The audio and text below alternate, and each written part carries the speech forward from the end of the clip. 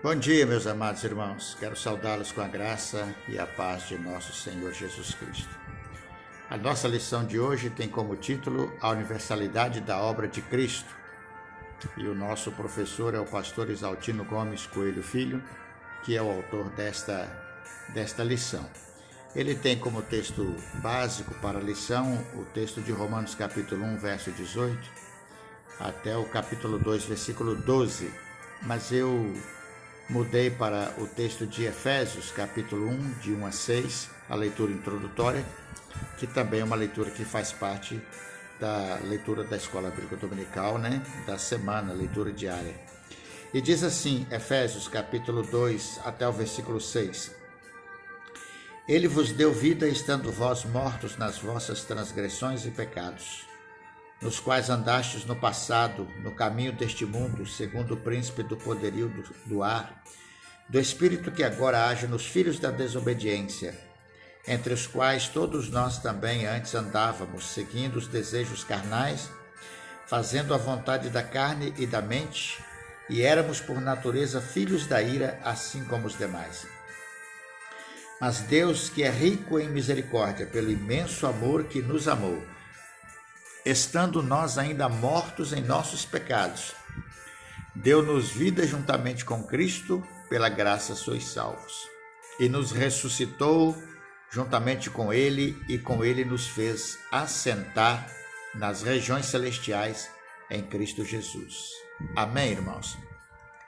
Este é o texto que nós vamos usar para fazer o nosso resumo da lição da Escola Bíblica Dominical desta manhã. E o pastor Isaltino ele chama atenção logo na parte introdutória da lição, que os irmãos certamente leram e estudaram, ele chama atenção para o fato de que Paulo foi a pessoa responsável por tornar o Evangelho universal e por ter apresentado a pessoa de Jesus Cristo ao mundo.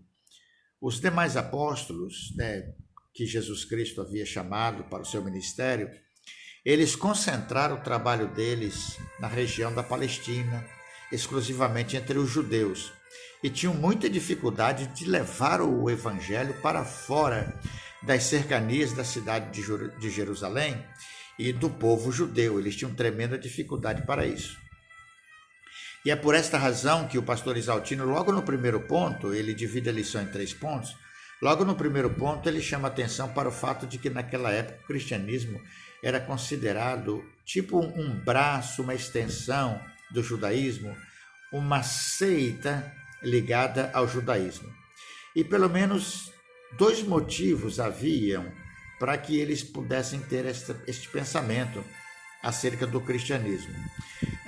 O cristianismo ainda estava preso a algumas coisas do judaísmo naquela ocasião. Primeiro, o cristianismo estava preso à circuncisão.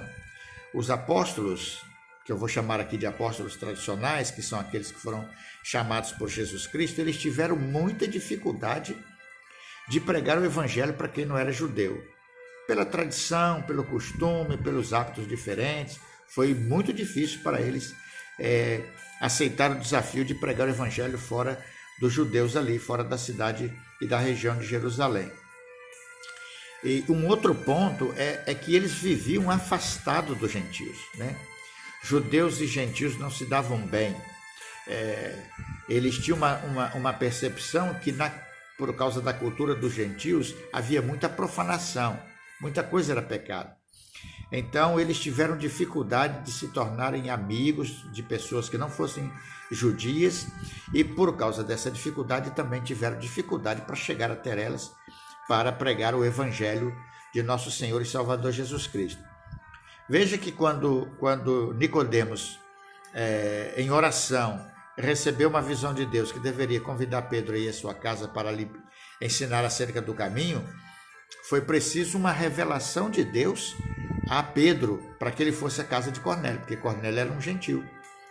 Pedro foi com muita resistência, levando outros irmãos com ele, testemunha com ele, e ainda assim ele teve muita dificuldade de entrar na casa de Cornélio para pregar o evangelho para Cornélio. Foi preciso que o Espírito Santo descesse na casa de Cornélio da mesma maneira que desceu em Pentecostes na vida deles. Se os irmãos lerem o texto de Atos capítulo 11, vão perceber que lá está esta narrativa.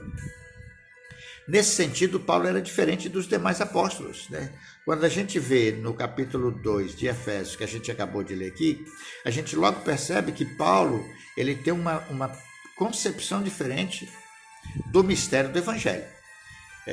Ele entende que o Evangelho é para todas as pessoas e não somente para os judeus. Então, a salvação era também para os gentios. Paulo tem essa percepção, ele tem esse entendimento. E é a partir do apóstolo Paulo que há uma ruptura, né, uma separação entre o judaísmo e o cristianismo naquela ocasião. Por quê? Porque Paulo se volta exclusivamente para pregar o evangelho para os gentios, e quando ele faz isso, ele faz por uma determinação de Deus, né? O capítulo 9, versículo 15 de Atos, que a gente vai voltar a ele mais à frente, faz referência a isso. Então, a salvação em Paulo não é um rito de circuncisão, mas é uma obra da graça de Deus mediante a fé. Enquanto nos judeus tinha que seguir certos ritos, certos costumes e tradições, a pessoa precisava se converter a Jesus e ser circuncidado, por exemplo. Em Paulo, não. Paulo, a salvação é unicamente, exclusividade da graça de Deus. O versículo 8 do capítulo lido diz: porque pela graça sois salvos, por meio da fé, e isso não vem de vós, é dom de Deus. Então, em Paulo, o mistério da salvação alcança todas as pessoas, além dos judeus, e esta visão de que é pela graça e não somente, e não também pela lei, graça e lei, faz com que haja uma ruptura entre o judaísmo e o cristianismo naquela ocasião, no começo do ministério do apóstolo Paulo. E outra coisa interessante, irmãos, que Paulo vai chamar a atenção, que o nosso professor vai chamar a atenção, o pastor Isaltino, é o ponto 2, quando ele afirma que o evangelho é para todos. Esta é uma percepção paulina, né? O evangelho é para todos. Paulo entendia que o evangelho era para todos e não somente para os judeus. Deus disse a Ananias em Atos 9,15 que Paulo seria o escolhido para levar o evangelho aos gentios. Os apóstolos também reconheceram que Paulo era o homem destinado por Jesus para pregar o evangelho aos gentios. A leitura de Gálatas, capítulo 2, versículo 7 até o 9, nos mostra isso com clareza. Então, o ensino de Paulo era que Deus colocou todos os homens, quer judeus, quer gentios, debaixo do pecado. E todos precisavam do mesmo Salvador, né?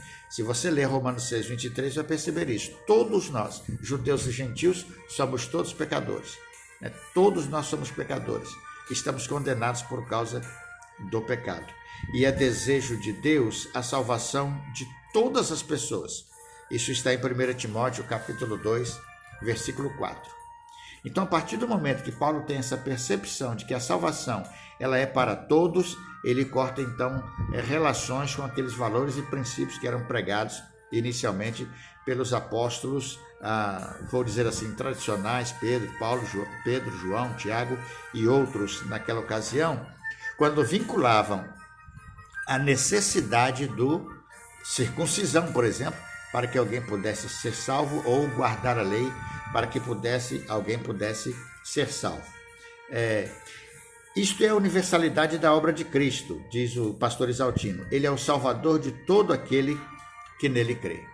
E nesse ponto, ele vai para o terceiro ponto, que ele fala sobre universalidade sim, universalismo não. E aqui a gente precisa entender o que o nosso professor quer dizer, né? Quando ele chama de universalismo, é porque há uma tese ainda hoje, de que todas as pessoas serão salvas. A partir do momento que Jesus Cristo morreu na cruz para salvar a todos, todas as pessoas serão salvas, independente delas crerem ou não. Essa teoria, essa ideia, essa tese é chamada de universalismo. O pensamento do pastor Isaltino, que nós também concordamos com ele, é com relação à universalidade. Ou seja, a salvação é universal, mas em que sentido? Ela é universal para todo aquele que crê em Cristo Jesus. Se alguém não crer em Cristo Jesus, não será salvo. A salvação vem por meio da fé em Jesus Cristo. Se a pessoa não crer em Cristo como Salvador e Senhor, ela jamais vai entrar no reino dos céus. Isto é claro na palavra de Deus e é assim que nós cremos. Então, a tese dele é de universalidade a partir deste pensamento. Então, o termo que ele usa é o seguinte, né? Ele diz assim, que Jesus Cristo veio como Salvador de todo aquele que nele crê. Jesus é o Salvador possível de todos os homens, mas todos os homens não serão salvos. Perceberam? É o Salvador possível. Por que possível? Porque ele só vai poder salvar aquele que desejar ser salvo. Do contrário, isso não vai acontecer. Paulo deixa claro que os homens devem querer a salvação. Do contrário, eles não serão salvos.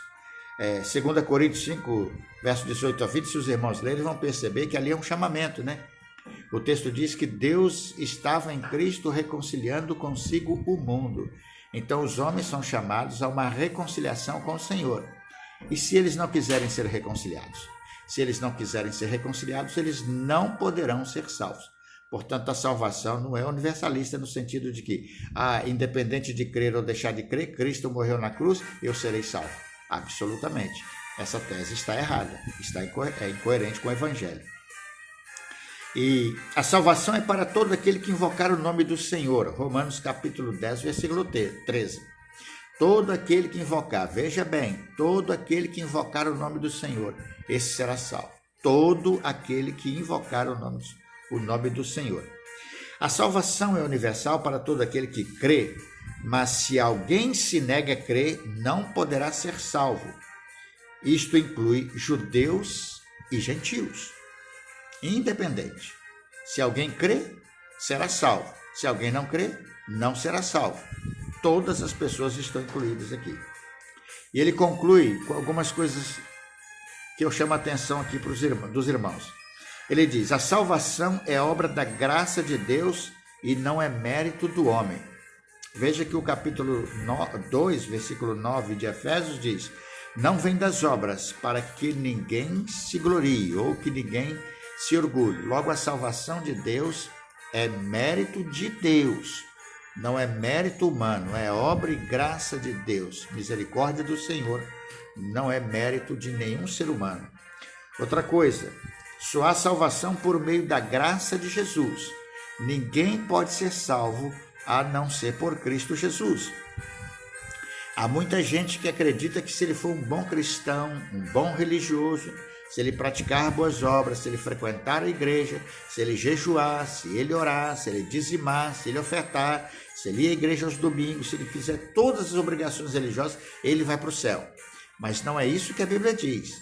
A Bíblia diz que só vai ser salvo aquele que é convertido a Jesus, que crê em Jesus como Salvador. Então, não importa a religião de uma pessoa, sua denominação evangélica ou não. Não é a religião, não são as práticas religiosas, os hábitos e costumes tradicionais religiosos que vão determinar quem é ou quem deixa de ser salvo. Mas é a sua fé única e exclusivamente em Jesus como Senhor e como Salvador. A missão fundamental da igreja é pregar Cristo crucificado, porque a Bíblia diz que só Jesus Cristo salva. Atos capítulo 4, versículo 12. Hoje, por exemplo, é domingo de Páscoa, domingo da ressurreição. Esta é a missão da igreja, anunciar que Jesus Cristo crucificado ressuscitou dos mortos para a salvação de todo aquele que nele crê. E eu concluo assim, irmãos, a missão da igreja é anunciar que Jesus Cristo é o Salvador do mundo. E o mundo precisa desta verdade e deste conhecimento. Nós precisamos continuar pregando o Evangelho de Jesus, exercendo o ministério que Paulo começou e levar esse ministério até os últimos dias da nossa existência e desse mundo, para que quando Cristo vier em glória, a igreja tenha cumprido a sua missão e o mundo tenha ouvido a mensagem da salvação e o maior número possível de pessoas tenha tido a oportunidade de tomar uma decisão, que é de aceitar Jesus, porque só Jesus Cristo é quem salva. Não há salvação fora de Jesus. Que Deus nos abençoe, amados irmãos, ricamente. Deus usou tremendamente a vida do apóstolo Paulo para tornar o evangelho conhecido em toda a terra e tornar Jesus Cristo conhecido do mundo inteiro. E nós temos esta mesma missão. Que Deus nos ajude nesta caminhada. Amém? Que Deus o abençoe ricamente, em nome do Senhor Jesus. Oremos ao Senhor. Obrigado, Deus, pela manhã deste domingo. A tua graça bendita nos alcançou. Hoje é o dia da ressurreição de nosso Salvador. E como nós agradecemos, ó Deus, porque Ele venceu a morte e conquistou para nós o perdão dos nossos pecados e a salvação da nossa alma. Somos gratos ao Senhor por ter revelado a nós tão grande amor e um poder tão maravilhoso para destruir o poder do pecado e o poder da morte e conquistar para ti homens e mulheres do mundo inteiro. Muito obrigado, a Deus, por ter usado de misericórdia conosco e nos salvado e nos perdoado. Aceita a nossa oração, o nosso louvor e a nossa gratidão. No nome de Jesus. Amém.